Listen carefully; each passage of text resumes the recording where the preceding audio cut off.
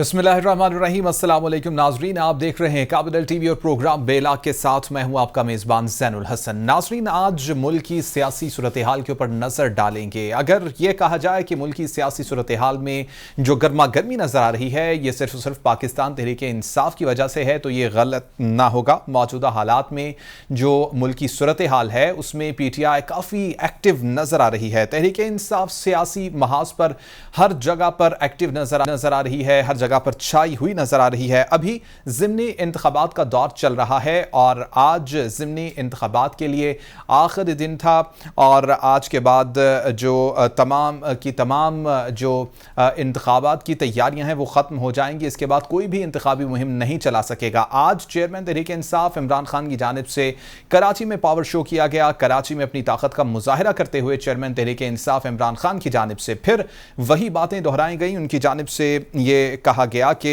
मैं लॉन्ग मार्च का ऐलान करूंगा। लॉन्ग मार्च के हवाले से उन्होंने कहा कि तमाम के तमाम जो कारकुनान हैं अपनी तैयारियां मुकम्मल रखें। ज़िमनी इंतखाबात के हवाले से नाज़रीन, चेयरमैन तहरीक इंसाफ इमरान खान की स्ट्रैटेजी खासी मुनफरिद नज़र आती है। 7 से 8 हलकों में चेयरमैन तहरीक इंसाफ इमरान खान खुद इलेक्शन लड़ रहे हैं और बज़ाहिर नज़र ये आता है कि चेयरमैन तहरीक इंसाफ इमरान खान अपनी पॉपुलैरिटी को साबित करना चाहते हैं। ज़िमनी इंतखाबात के हवाले से बात करेंगे, कौन कामयाब होगा ज़िमनी इंतखाबात के अंदर, इसके ऊपर बात करेंगे और इसके साथ साथ कुछ बात करेंगे लॉन्ग मार्च के हवाले से। इसके साथ साथ नाज़रीन एक नज़र डालेंगे मुल्क की मुआशी सूरत हाल के हवाले से। मुल्क की मुआशी सूरत हाल एक आम आदमी के लिए कुछ ख़ास अच्छी नहीं है। दिन ब दिन अगर देखा जाए तो महंगाई की सूरत हाल बढ़ती चली जा रही है। आम आदमी के लिए गुजर बसर करना मुश्किल होता जा रहा है। लेकिन अगर मैक्रो लेवल के ऊपर देखा जाए तो मैक्रो लेवल के ऊपर भी मुआशी सूरत हाल के ऊपर अगर नज़र डाली जाए तो कुछ ख़ास बेहतरी नजर नहीं आ रही है। अगर ज़र मुबादला ज़खायर की बात करें तो ये भी लोअर लेवल पर इस वक्त मौजूद हैं। क्यों ऐसा हो रहा है? डॉलर की कीमत के ऊपर बात करेंगे। ख़ास तौर पर डॉलर की कीमत के हवाले से जब इरार साहब आए तो बड़ी उस वक्त वाह हुई कि डॉलर एकदम से नीचे आना शुरू हुआ है, लेकिन अब एक मरतबा फिर से डॉलर ऊपर जा रहा है। 216-217 रुपये तक डॉलर आया, उसके बाद दोबारा से डॉलर ने जंप किया है। 219 रुपये पर आज डॉलर ट्रेड हो रहा है। इन तमाम मौज़ूआत पर गुफ्तगू करेंगे। मैं अपने मेहमानों का तारुफ आपके साथ करवाता चलूँ। उमर डार साहब मेरे साथ मौजूद होंगे, ताल्लुक़ है पाकिस्तान तहरीक इंसाफ से। राना मोहम्मद अरशद साहब हमें ज्वाइन करेंगे, ताल्लुक़ है मुस्लिम लीग नून से। इसके साथ साथ मईशत की सूरत हाल के ऊपर गुफ्तगू करने के लिए मैं दावत दूंगा आबिद क़य्यूम सुलहरी साहब को, माहिर मुआशियात हैं, हमें कुछ देर में ज्वाइन करेंगे। इसके साथ साथ मखदूम नज़र हुसैन साहब हमें ज्वाइन करेंगे, माहिर मुआशियात हैं, लेकिन उसके लिए कुछ देर इंतज़ार करना होगा। पहले सियासी सूरत हाल में क्या चल रहा है इसके ऊपर नज़र डालेंगे। मैं उमर डार साहब की जानिब आऊँगा। उमर डार साहब काफ़ी मोटिवेटेड नज़र आते हैं। चेयरमैन तहरीक इंसाफ 7 से 8 हलकों से इलेक्शन लड़ रहे हैं खुद ही और शायद ये उनके दिमाग में है कि वो अपनी पॉपुलैरिटी को साबित करेंगे। क्या कहेंगे इसके ऊपर? इंशाअल्लाह ताला ऐसे ही है ज़ैन भाई। मैं एक आपको गुजारिश करूं, आपने अभी कहा है कि काफ़ी मोटिवेटेड नज़र आ रहे हैं इमरान खान साहब। मैं तो जब से इमरान खान साहब को देख रहा हूँ वो हमेशा से मोटिवेटेड हैं। मैं गालबन 2010 में जब आया तहरीक इंसाफ में शामिल हुआ तो मुझे बहुत सारे लोगों ने पूछा तहरीक इंसाफ के बारे में, तो मैंने कहा यार मुझे ऐसे लगता है मैंने कोई पॉलिटिकल पार्टी नहीं, जैसे कोई जिम ज्वाइन कर लिया हो। इतनी एक्सरसाइज इमरान खान साहब की। और 2010 से लेकर 2013 के इंतखाबात तक इमरान खान साहब कराची से लेकर खैबर तक जहाँ जहाँ गए मैं उनके उस काफिले का साथ था, उसका हिस्सा रहा। तो इमरान खान साहब पॉलिटिकली शुरू से ही एक्टिव हैं, ना सिर्फ 2010 से बल्कि जब से उन्होंने अपनी जमात की बुनियाद रखी है, पार्टी बनाई है। और ये उनकी उस स्ट्रगल, उस पॉलिटिकल एक्टिविटी का नतीजा है कि आज अल्हम्दुलिल्लाह वो पाकिस्तान के सबसे पॉपुलर जो हैं वो लीडर हैं अल्लाह के फजलो करम से। तो अभी आते हैं ज़िमनी इंतखाबात की तरफ। तो ज़ैन भाई, ज़िमनी इंतखाबात इससे कबल भी हुए हैं। आपको याद होगा 20 सीटों पे ज़िमनी इंतखाबात हुए थे चंद माह कबल, और लाहौर से 4 सीटें थी लाहौर से, उनमें से भी 4 में से 3 माशाल्लाह तहरीक इंसाफ जीत गई। और उन 20 सीटों में अक्सरियत जो उम्मीदवार थे वो तहरीक इंसाफ के कामयाब हुए। और उसके बाद फिर पंजाब हुकूमत जो है वो तहरीक इंसाफ की फिर से बनी। और कराची में आपने देखा, कराची में हमारे ज़िमनी इंतखाबात में एक उम्मीदवार कौमी असम्बली के खड़े हुए MQM के उम्मीदवार के मुकाबले में, और हालांकि लोगों को पता था कि तहरीक इंसाफ ने असम्बलियों से बाइकआउट किया हुआ है, लेकिन उसके बावजूद भारी अक्सरियत में लोगों ने तहरीक इंसाफ के उम्मीदवार को कामयाब कराया और इन 13 जमातों के उम्मीदवार को वहाँ बुरी तरह मुसरद किया।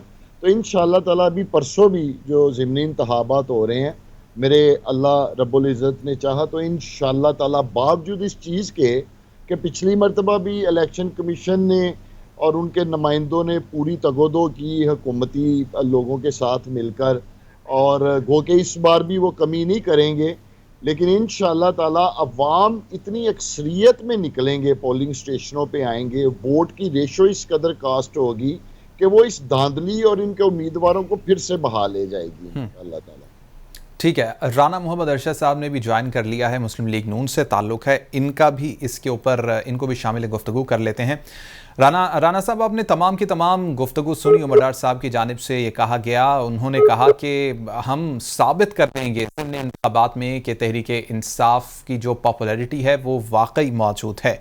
आप बताइएगा कैसी तैयारियां हैं ज़िमनी इंतखाबात को लेकर मुस्लिम लीग नून की?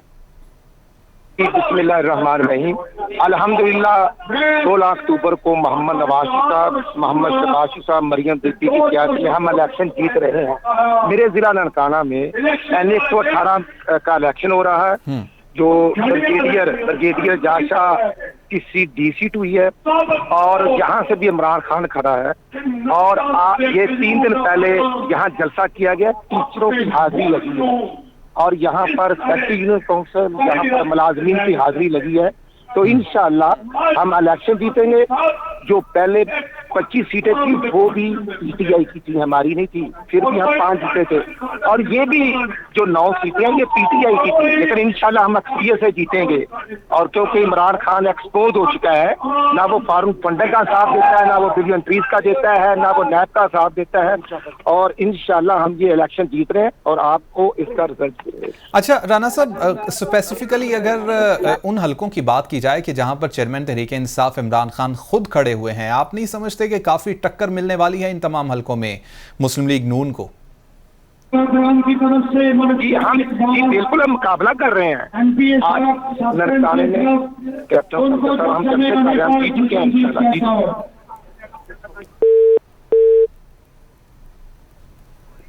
नाजरीन, राबता शायद मुनक़ता हुआ है। राना मोहम्मद अरशद मुस्लिम लीग नून से हमारे साथ मौजूद हैं, उमर डार साहब भी मौजूद हैं। आज जो मौजू है ज़िमनी इंतखाबात के ऊपर हम बात कर रहे हैं। चेयरमैन तहरीक इंसाफ की जो कोशिश है, जो स्ट्रगल है, सियासी सूरत हाल के ऊपर नज़र डाल रहे हैं। आज भी जो ज़िमनी इंतखाबात के सिलसिले में कराची में जलसा किया गया था इमरान खान की जानिब से, चेयरमैन तहरीक इंसाफ इमरान खान ने इस जलसे से आज भी खिताब किया।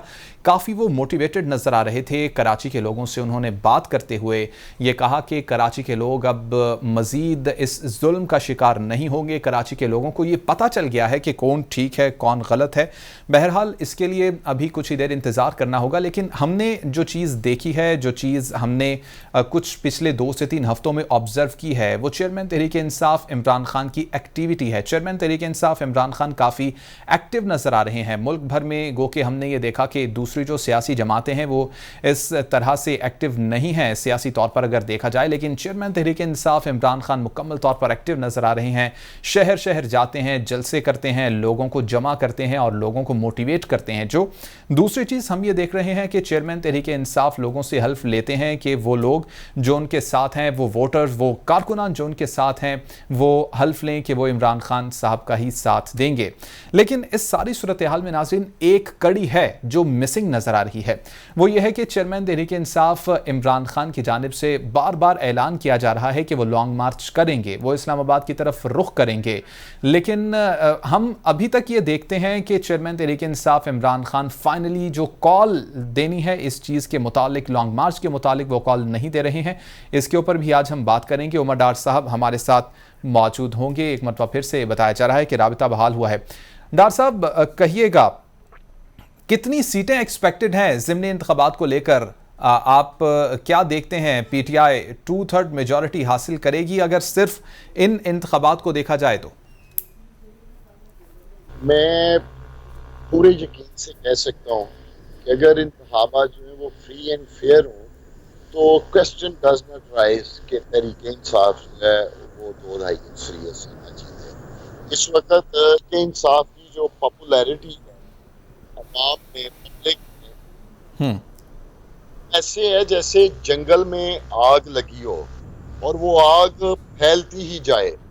इस तरह इमरान खान साहब की पॉपुलैरिटी का ग्राफ इस वक्त पब्लिक में जो है वो बढ़ रहा है और लोगों में इमरान खान साहब का जो बयानिया है इस कदर मकबूल है, मकबूलियत की बुलंदियों पर है, मैं आपको अर्ज करूँ तो इंशाअल्लाह ताला अगर साफ शफाफ इंतखाबात होते हैं तो मैं समझता हूँ जी कि कोई दोहराए नहीं आदमी के इंसाफ जो है वो 2-2.5 ना लेकर जाए।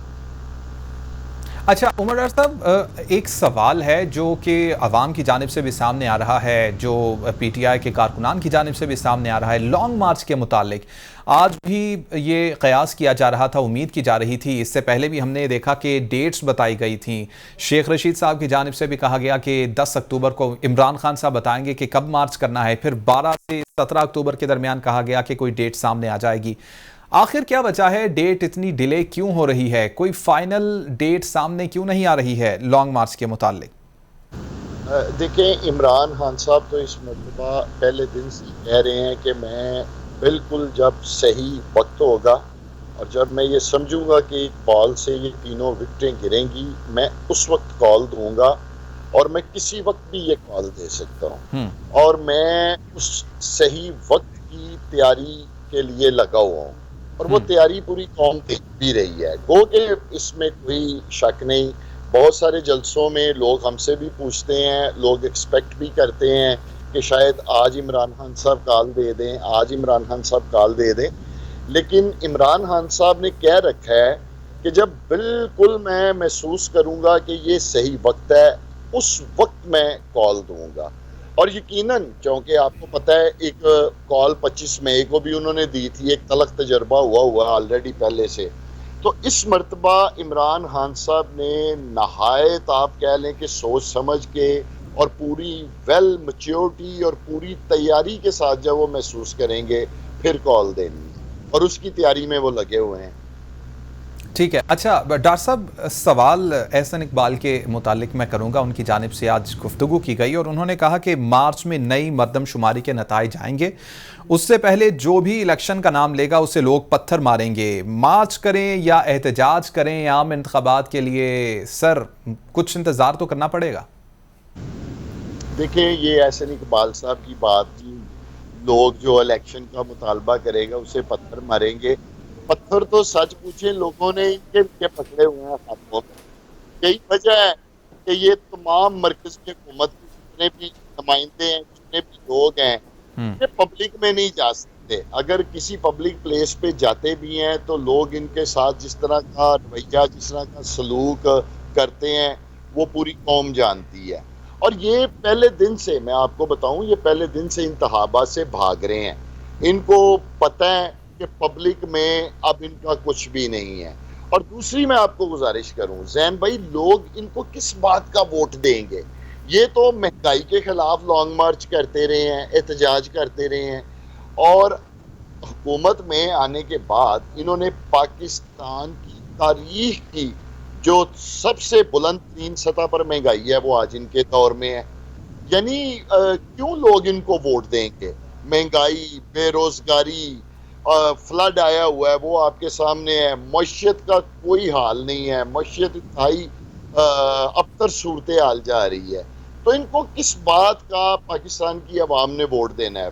People of Pakistan they are waiting, वो इलेक्शन का इंतजार कर रहे हैं, इंतखाबात का इंतजार कर रहे हैं। अच्छा डॉक्टर साहब, यहाँ पर एक पॉइंट और ऐड कर दीजिएगा, क्लियर कर दीजिएगा इस बात को कि जो तहरीक इंसाफ है ये एहतजाज के लिए निकलेगी सड़कों पर या मार्च के लिए निकलेगी, महंगाई के खिलाफ निकलेगी या आम इंतखाबात के लिए निकलेगी? देखें, इमरान खान साहब का पहले दिन से यही कहना है कि जी मैं इस इम्पोर्टेड हुकूमत को तस्लीम नहीं करता। इम्पोर्टेड हुकूमत नामंजूर, और इस इम्पोर्टेड हुकूमत को पाकिस्तान के अवाम भी मुसरत कर चुकी हैं। यही वजह है कि करोड़ों ट्वीट्स जो इस इम्पोर्टेड हुकूमत नामंजूर के खिलाफ मंजरे आम पर आए, दुनिया की तारीख में सोशल मीडिया पर इतना बड़ा ट्रेंड नहीं बना हुआ। तो सही। ये वो इम्पोर्टेड गवर्नमेंट है जिसको पाकिस्तान के अवाम भी मुसरत कर चुकी है। इमरान खान साहब का स्टांस बड़ा क्लियर है कि रजीम चेंज के जरिए, साजिश के जरिए ये जो इम्पोर्टेड हुकूमत आई है इसको घर भेजा जाए और मुल्क में साफ शफाफ इंतखाबात का रास्ता हमवार किया जाए। और उन्होंने एक हकीकी आज़ादी का वो जो हर स्टेज पे कहते हैं कि मैंने लॉन्ग मार्च करना है, मैंने कॉल देनी है अपने मुल्क और कौम की हकीकी आज़ादी के लिए, तो उसकी तैयारी हो रही है। इंशाअल्लाह ताला लोग निकलेंगे। ठीक है उमर डार साहब, अभी एक ब्रेक का कहा जा रहा है। राना अरशद साहब हमारे साथ मौजूद थे, बहुत शुक्रिया। उमर डार साहब आप साथ ही मौजूद रहिएगा, अभी ब्रेक पर जाएंगे। ब्रेक से जब वापस आएंगे तो कुछ मईशत और मुआशी सूरत हाल के हवाले से गुफ्तगू करेंगे। इस पर भी नज़र डालेंगे कि जब तहरीक इंसाफ की हुकूमत थी तब मुआशी सूरत हाल क्या थी, क्या बाद में स्टेबिलिटी आई, किस हद तक स्टेबिलिटी आई, इसके ऊपर गुफ्तगू करेंगे एक ब्रेक के बाद।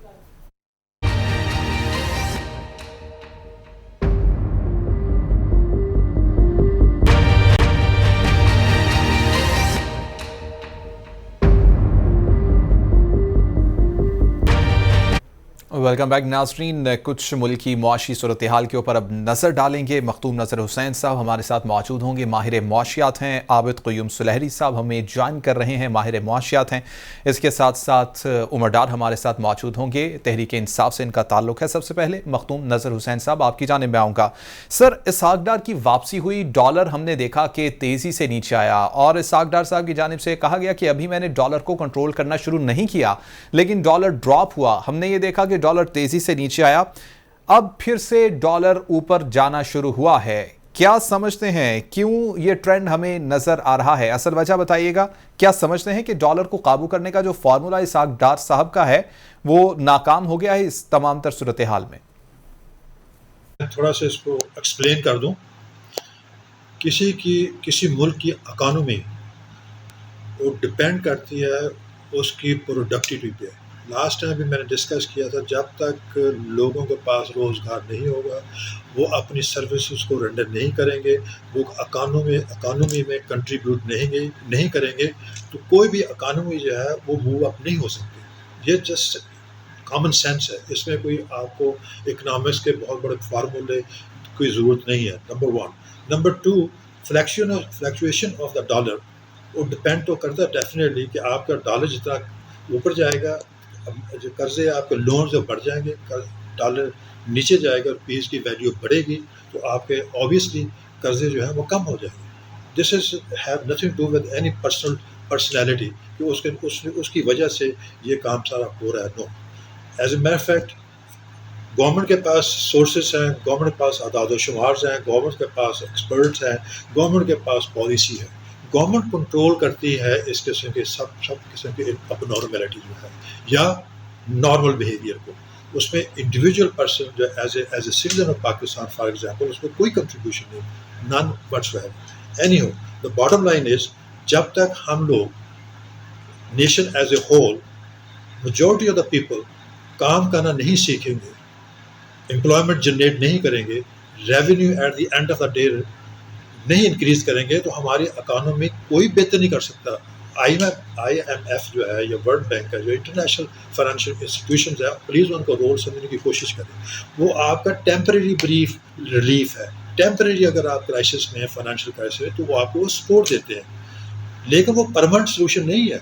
परमानेंट सोल्यूशन जो है वो आपका सिर्फ और सिर्फ आपकी नेशनल प्रोडक्टिविटी है। लोगों को काम करना ज़रूरी है, लोगों के अंदर वो अर्ज होनी चाहिए, वो जूस, वो करंट होना चाहिए कि हमने इस मुल्क को बेहतर करना, इसकी इकानमी में कंट्रीब्यूट करना। जैसे मिसिंग उस मुल्क में या उस इकानमी में आप क्या करेंगे, यहाँ पे झूठ बोलना जो है वो सवाब है, सच बोलना गुनाह है, और सेकेंडली काम ना करना वो चौधरी है। तो उस इकोनॉमी में आप क्या करेंगे? आपके स्टेट ऑफ माइंड जो है नेशन एज ए होल वो डिस्टर्ब है, लोगों को पता ही नहीं क्या करना आपने। एनीवे, आप हेयर एंड देयर जाते, कभी उधर जाते, क्या करेंगे at the end of the day? At the end of the day साहबदार साहब, जो कोई भी फाइनेंशियल इंचार्ज है या मैनेजर है या मिनिस्टर है, उनको पाकिस्तान की पब्लिक की तरफ फोकस करना चाहिए, रादर IMF की तरफ फोकस करे। IMF क्या करेगा? आपको थोड़ा सा कर्जा देगा वगैरह वगैरह, आपको टेम्परेरी रिलीफ मिल जाएगा, then you are in a worse situation than before. क्यों? कि आपको उन लोन्स को पे ऑफ करने के लिए आपके पास सरमाया नहीं है, आपके पास फॉरेन एक्सचेंज नहीं है, आपके एक्सपोर्ट नहीं है, आपकी एम्प्लॉयमेंट नहीं है, people are generating any revenue within the country. तो किधर से इकॉनमी आपकी बेहतर होगी? बड़ी सिंपल फार्मूला है और सिंपल कॉमन सेंस है, उसको समझ नहीं आ रही, किसी बंदे को समझ नहीं आ रही। सेकेंडली, मैं ये जैन आपको एम्फेसिस करता हूँ, और हमारा तजर्बा हो गया, we are almost end of the life. Pakistan के जो लोग हैं बड़े प्रोडक्टिव हैं, इंटेलिजेंट हैं और हार्ड वर्किंग है। इनको सिर्फ स्ट्रीमलाइन कर दें, इनको डिसिप्लिन कर दें, इनके अंदर वो शऊर पैदा कर दें जो किसी की कौम की तरक्की के लिए प्री रेक्विजिट है, किसी भी कौम की तरक्की के लिए रिक्वायर्ड है, वो मिसिंग है, बिल्कुल मिसिंग है। आप प्लीज़, मैं ये as a citizen of Pakistan कह रहा हूँ, लोगों के अंदर एम्प्लॉयमेंट जो है उसकी अपॉर्चुनिटीज़, उनके मौके क्रिएट कर दें, क्योंकि गवर्नमेंट ऑफ पाकिस्तान या any government of the world is not an employment exchange. वो एम्प्लॉयमेंट क्रिएट नहीं करते, पब्लिक एम्प्लॉयमेंट क्रिएट करती है, वो जरा रेवेन्यू जनरेट करते हैं, और गवर्नमेंट जो है पॉलिसी को स्ट्रीमलाइन करती है, उसको पॉलिसी बताती है कि ठीक है। बहुत शुक्रिया मखदूम नज़र हुसैन साहब, एक अच्छा तज्जिया पाकिस्तानी मईशत के ऊपर पेश किया। इन्होंने कहा कि प्रोडक्टिविटी जो है वो बढ़ानी पड़ेगी अगर मसाइल के ऊपर काबू पाना है। मैं रुख करूँगा आबिद क़य्यूम सुलहरी साहब का। क़य्यूम सुलहरी साहब, आपने तमाम की तमाम गुफ्तगू सुनी, बड़ा अच्छा एक तज्जिया पेश किया नज़र हुसैन साहब ने। कहते हैं कि प्रोडक्टिविटी बढ़ाना होगी, क्या टूल्स हो सकते हैं इस प्रोडक्टिविटी को बढ़ाने के? देखिए, प्रोडक्टिविटी बढ़ाने पे तो बाद में बात करूंगा, मैं आपके मेन टॉपिक पे आता हूँ। जो डॉलर जो था वो जो हमने देखा कोई तकरीबन हफ्ता डेढ़ उसमें कीमत में कमी आई, और आज वो दोबारा से कल से उसमें तेजी देखने में आ रही है। तो ये एकदम से पैनिक सेलिंग शुरू हुई थी जब फाइनेंस मिनिस्टर की तरफ से ये अनाउंस किया गया कि रुपए की कदर जो है 200 रुपये पे आ जाएगी। तो बहुत से लोग जिन्होंने डॉलर में इन्वेस्टमेंट कर रखी थी, जिन्होंने डॉलर होल्ड कर रखा था, या वो मनी चेंजर जो कि पिछले उससे कुछ हफ्तों में डॉलर को रोक के बैठे थे, इस डर से कि कहीं वाकईतन हुकूमत जो है वो स्टेट बैंक से रिजर्व रिलीज करके रुपए की कीमत जो है उसमें 200 रुपये तक ना ले आए, उन्होंने अपने डॉलर सेल करने शुरू कर दिए। और ये पिछले 8-9 रोज जो मुतवातर रुपए की कीमत बढ़ रही थी, ये पैनिक सेलिंग का नतीजा था। एक्सपोर्टर जिन्होंने कि अपनी एक्सपोर्ट की प्रोसीड जो है वो मंगवाना बंद कर दी थी, उन्होंने एकदम से अपनी एक्सपोर्ट प्रोसीड मंगवाना शुरू कर दी, जो उसका डॉलर फॉरवर्ड सेलिंग है वो शुरू कर दी, और डॉलर का रेट नीचे आ गया। लेकिन जाहिर है कि स्टेट बैंक के पास तो रिजर्व नहीं कि वो उसको कमर्शियल बैंक्स को सेल करके उसको आर्टिफिशियली रुपए को स्टेबल कर सके। तो जो कल से जो करेक्शन हो रही है, ये मेरा ख्याल है कि इस वक्त ये एक रियलिस्टिक रिफ्लेक्शन है डॉलर की डिमांड एंड सप्लाई की। तो ये याद रखना होगा कि जब डॉलर साहब आप हमारे साथ ही मौजूद रहिएगा, दोबारा आपकी जानिब आऊँगा। उमर डार साहब, आपने तमाम की तमाम गुफ्तगू तो सुनी, मुआशी सूरत हाल क्या है ये आप बड़ी अच्छी तरीके से, बेहतर तरीके से आप जानते हैं। क्या कहेंगे इस तमाम तर सूरत हाल में, क्या कोई PTI के पास मुआशी सूरत हाल को बेहतर करने के लिए फार्मूला इस वक्त मौजूद है? जी बिल्कुल है, फार्मूला मौजूद है। नज़र साहब ने बिल्कुल दुरुस्त फरमाया कि मईशत को ठीक करने के लिए एक तो प्रोडक्टिविटी की ज़रूरत होती है, और उसके साथ साथ पॉलिटिकल इंस्टेबिलिटी की इंतहाई ज़रूरत होती है। अगर आपके मुल्क में पॉलिटिकल इंस्टेबिलिटी नहीं है तो आपकी मईशत जो है वो कभी भी ऊपर नहीं जा सकेगी, आपकी मईशत जो है वो उससे मुतासर होगी। तो फार्मूला मेरे पास यही है कि मुल्क में फिलफौर साफ शफाफ इंतखाबात का इनेकाद किया जाए, और पाकिस्तान के अवाम जिसको वोट दें उसको हुकूमत करने दी जाए। उमर डार साहब, थोड़ा सा इख्तिलाफ मैं यहाँ पर करना चाहूँगा अगर आपकी इजाज़त हो। हमने PTI का भी दौर देखा, PTI के दौर में, पिछले दौर में जब PTI के पास हुकूमत आई तो हमने ये देखा कि महंगाई बढ़ी, पेट्रोलियम मसनूआत की कीमतें बढ़ी, बिजली की कीमतें बढ़ी, अब आप दोबारा से कहते हैं कि पीटीआई आएगी या एक मुंतखब हुकूमत बनेगी इलेक्शंस के बाद तो वो तमाम तर सूरत हाल को कंट्रोल करेगी, कैसे पॉसिबल होगा ये सब? बिल्कुल पॉसिबल है और पीटीआई ने अल्हम्दुलिल्लाह पहले भी किया है। देखें, जब हमने हुकूमत संभाली तो उस वक़्त नून लीग जो थी वो मुआशी तबाही और बेड़ा गर्क कर गए थे। और आपको याद है पहला साल तो हमें यही बड़ी मुश्किलात का सामना रहा, दूसरे साल कोरोना का सामना हो गया। कोरोना ने तो पूरी दुनिया की जो मईशत है उसको मुतासर किया, लेकिन लास्ट 1.5 ईयर जो था तहरीक इंसाफ की हुकूमत का, उसमें तमाम जो भी तरक्की के डिजिट्स थे, अशारिये थे मुआशी, वो सब बेहतरी की तरफ जा रहे थे। और इमरान खान साहब ने भी ये बात बार बार की है कि मैंने शौकत तरीन साहब जो उस वक्त के फाइनेंस मिनिस्टर थे उन्हें ताकतवर हल्कों के पास भेजा था ये कहने के लिए कि अगर इस मौके के ऊपर, इस मोड़ पे अगर हुकूमत को डिस्टर्ब किया गया या मुल्क में कोई तब्दीली या चेंज की गई तो फिर ये मुल्क की मईशत कोई भी संभाल नहीं पाएगा। लेकिन उस वक़्त किसी ने भी बात नहीं सुनी। शौकत तरीन साहब गए भी थे, वो इस बात को आगाह करके आए। और हमारी हुकूमत में जो हमारा लास्ट ईयर था उसमें तमाम मुआशी अशारिये डिजिट्स जो थे वो सब बड़ी ज़बरदस्त बेहतरी की तरफ जा रहे थे। ठीक है, आबिद क़य्यूम सुलैरी साहब आपकी जानिब मैं आऊँगा। एक पॉइंट, एक नुक्ता जिसके ऊपर हम पिछले सवाल में गुफ्तगू नहीं कर सके, प्रोडक्टिविटी किस तरह से बढ़ाई जाए। फॉरेन रिजर्व्स काफ़ी कम है इस वक्त, लेवल बहुत कम है फॉरेन रिजर्व्स का, किस तरह से इनको कुछ स्टेबिलिटी दी जाए? देखिए, इस वक्त तो फॉरेन रिजर्व जो पूरी दुनिया में एक रिसेशन चल रही है, एक स्टैगफ्लेशन है, ग्रोथ पूरी दुनिया में रुकी हुई है, महंगाई अरूज पे है और पाकिस्तान जो है वो सैलाब का शिकार हुआ, जो कि आपकी जो मेन एक्सपोर्ट है टेक्सटाइल प्रोडक्ट वो भी इस साल हिट हो रही होंगी।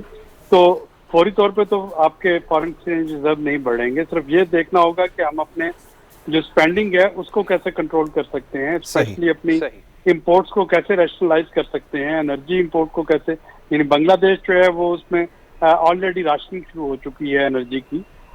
यूके जो है वहाँ पे ब्लैकआउट्स की बातें हो रही हैं। पूरा यूरोप जो है वो एनर्जी कंजर्वेशन की बात कर रहा है। हमें इस वक्त अपने अवाम को और सार्फिन को बताना होगा कि दुनिया में एनर्जी की शॉर्टेज है, एनर्जी महंगी हो रही है। ये डॉलर हमें ना सिर्फ इस वक्त एनर्जी के लिए स्पेंड करना होंगे, इस साल शायद हमें गंदम भी इंपोर्ट करना पड़ेगी अगले साल, क्योंकि सैलाब की वजह से गंदम का काश्त का टारगेट पूरा नहीं होगा। कपास जो है वो भी हमें इंपोर्ट करना पड़ेगी टेक्सटाइल को अगर हमें जिंदा रखना है। सिंध की जो कपास की फसल आदि से ज्यादा वो बह चुकी है। तो इस वक्त conservation is the best policy कि हम किस तरीके से बचा सकते हैं और कैसे सेव कर सकते हैं, इंपोर्ट्स को कैसे हम रिड्यूस कर सकते हैं। ठीक है, अच्छा डॉक्टर साहब आखिरी 10 सेकंड में कंक्लूड कीजिएगा गुफ्तगू को। जी जी वो डॉक्टर साहब मैं अर्ज करूं, मैं पहले भी कह चुका हूं कि जब तक पाकिस्तान में पॉलिटिकल इंस्टेबिलिटी नहीं आएगी पाकिस्तान की मईशत जो है वो बेहतरी की तरफ नहीं जा सकती। अगर हमने अपने मुल्क मईशत को सहारा देना है, बेहतरी की तरफ, पॉलिटिकल स्टेबिलिटी बहुत ज़रूरी है। बहुत शुक्रिया डॉक्टर साहब हमारे साथ मौजूद थे। इसके साथ साथ आबिद क़य्यूम सुलैरी साहब ने हमें ज्वाइन किया। नाज़रीन, प्रोग्राम आपने देखा, फीडबैक ज़रूर दीजिएगा। अल्लाह हाफिज़।